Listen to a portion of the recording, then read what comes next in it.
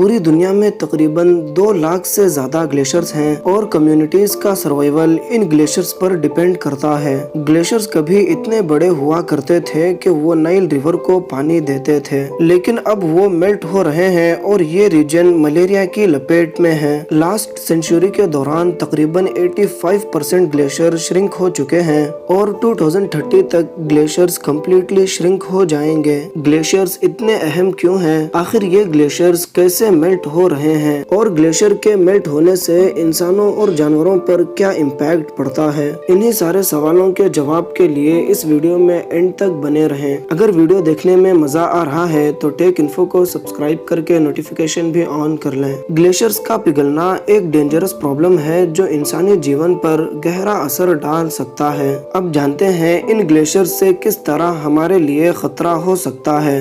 अर्थ और हमारे ओशंस पर आइस एक प्रोटेक्टिव कवर की तरह काम करता है। ये bright white spots excess heat को स्पेस में वापस रिफ्लेक्ट करते हैं और अर्थ को कूल रखने में मदद करते हैं। थ्योरी के मुताबिक आर्टिक रीजन्स अर्थ को इक्वेटर से ठंडा रखता है क्योंकि सन से आने वाली गर्मी का ज्यादातर हिस्सा बर्फ पर पड़कर स्पेस में वापस रिफ्लेक्ट हो जाती है। आज अर्थ पर लगभग 10% लैंड एरिया ग्लेशियल आइस से ढका हुआ है और ये ग्लेशियल आइस ऑलमोस्ट 90% अंटार्कटिका में मौजूद है, जबकि बाकी 10% ग्रीनलैंड आइस कैप में है। बिना किसी शक के अर्थ की बढ़ती हुई टेम्परेचर ग्लेशियर्स की पिघलने के लिए जिम्मेदार है। अगर तेजी से क्लाइमेट चेंज होती रहती है तो फ्यूचर में ये दुनिया तबाह हो जाएगी। कार्बन डाइऑक्साइड के एटमॉस्फेरिक कॉन्सेंट्रेशन और अदर ग्रीन हाउस गैसेस जो इंडस्ट्रीज, ट्रांसपोर्ट्स, डिफॉरेस्टेशन और बर्निंग फॉसिल फ्यूल से प्रोड्यूस होते हैं और यही सब ह्यूमन एक्टिविटीज की वजह से हमारा ये खूबसूरत प्लेनेट वार्म होता है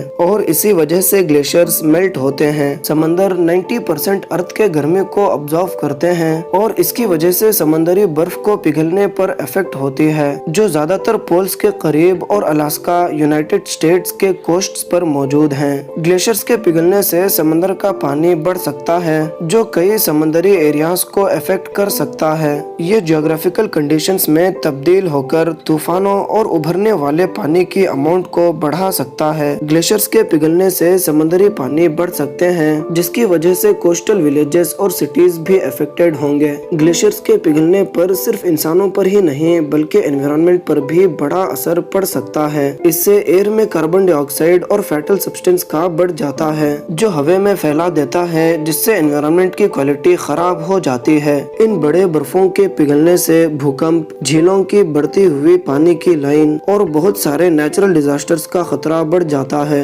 ग्लेशियोलॉजिस्ट का ख्याल है कि बड़े पैमाने पर बर्फ की कमी के बावजूद हमारे पास अब भी वक्त है कि हम इन बर्फ को डिसअपीयरेंस से बचा सकते हैं। हम ग्लेशियर्स मेल्टिंग को अवॉइड कर सकते हैं जैसे stopping climate change, combine artificial iceberg और ग्लेशियर्स की थिकनेस को इंक्रीज करके इन ग्लेशियर्स को मेल्ट होने से बचा सकते हैं। ग्लेशियर्स के पिघलने की प्रॉब्लम को हल करने के लिए हमें समझदारी से और नेचुरल रिसोर्सेज का मिसयूज नहीं करना चाहिए। उम्मीद है आपको ये वीडियो बेहद पसंद आई होगी। मिलते हैं फिर अगली शानदार वीडियो में।